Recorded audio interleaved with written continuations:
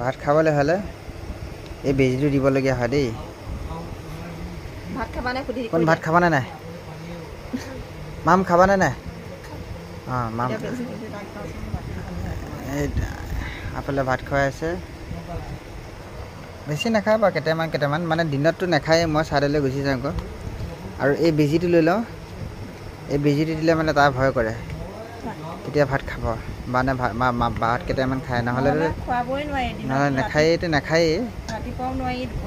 ৰাতিপুৱাও নোৱাৰি, দুপৰীয়াও নোৱাৰি। মই অহাৰ পিছতহে মানে খাব পাৰি, সেইটো কাৰণে বেজিটো দি দিওঁ।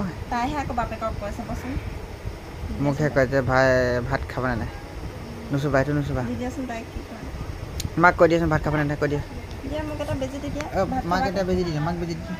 ভাত খাবানে সোধা, ভাত খাবানে নাই সুধি লোৱা মোক। মাম খাবানে নাই সুধি লোৱাচোন, ভাত খাবানে নাই সুধি লোৱা।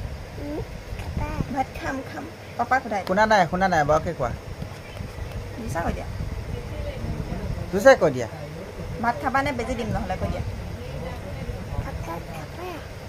খাম অঁ পাপাক দি দিম কোৱা, বেজি দিম। মাম খোৱা।